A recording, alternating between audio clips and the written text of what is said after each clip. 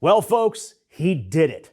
Dr. Oz has fixed Social Security, he jazzed up our economy, his words, and saved healthcare, all in a single press conference. And just like those stupid ads you're seeing all over the internet, all it takes is this one weird trick that most doctors don't want you to know about. So how could this work? Oh, great and powerful Oz, please tell us how you're saving the world.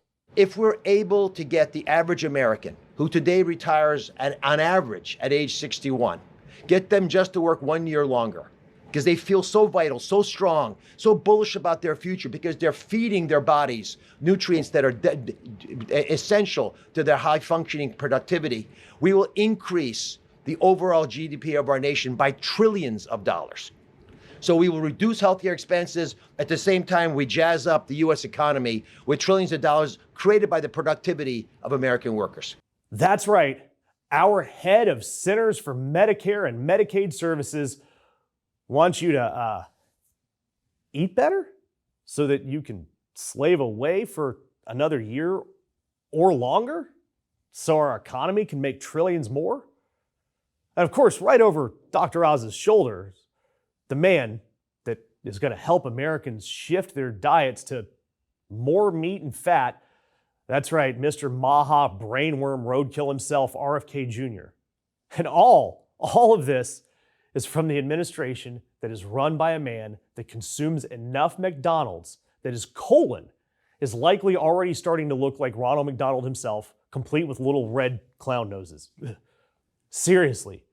Reports from Trump's 2024 campaign saw Trump inhaling a custom 4-in-1 burger, combining filet of fish, a quarter pounder, a Big Mac, and heart disease, all on a sesame seed bun. Along with some hot fries, that single meal came in at just 2,100 calories. Just.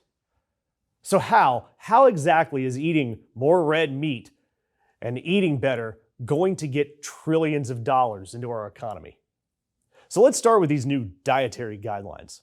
And as is often the case, RFK Jr. starts with some really great ideas. Look, it's no secret that ultra-processed foods are making all of us unhealthy. Studies and now lawsuits are connecting these foods that contain ingredients that serve zero nutritional value to a drastic increase in type 2 diabetes, fatty liver disease, and it's all happening in children, a population that virtually never developed these conditions. And instead of noshing on these scientifically unholy foods, we are now supposed to increase the amount of red meat and full-fat dairy in our diets, which, according to the American Heart Association, can drive up cholesterol levels, increasing your chance of heart disease and stroke, which is already the #1 killer in America.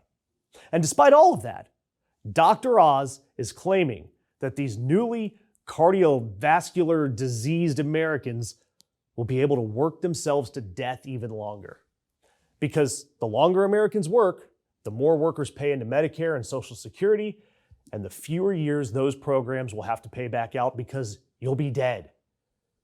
Eat more meat, enjoy less of your hard-earned retirement.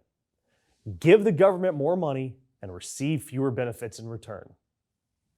And if you are thinking to yourself, hey, that sounds just like something Project 2025 would say, actually, you'd be wrong.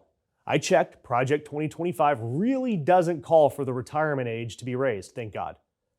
However, the Heritage Foundation, the very group that largely gave us this steaming pile of Project 2025 that we know and love, does advocate.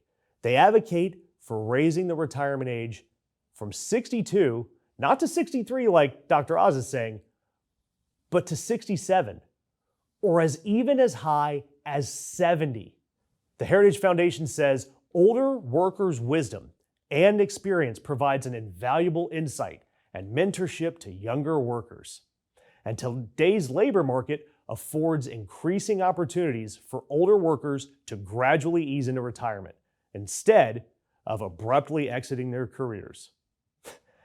And this is the worst part. The Heritage Foundation does acknowledge that having an older working population could, quote, disproportionately hurt people, end quote. in certain jobs. But they have a solution to that. Yep, we'll just put those folks on Social Security disability insurance. I'm not making this up. This is true. This is things that the Heritage Foundation is pushing. Why would we do this? Why would we want our older populations literally working themselves toward injury and reduced benefits? The answer is simple.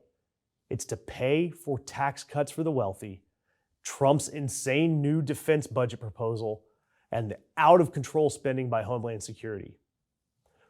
Republicans are trying to cut over $1.2 trillion from Social Security and Medicaid benefits.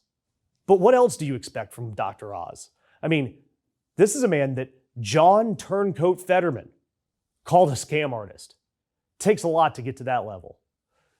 Dr. Oz has made a career of being the Joe Rogan of medical science, platforming dangerous anti-science hucksters and promoting everything from moving bad energy out of operating rooms to taking selenium to prevent cancer. Look, back in 2014, the BMJ Medical Journal showed that between Dr. Oz, his show, and the show The Doctors, approximately half of their recommendations have either no evidence or are contradicted by the best available evidence.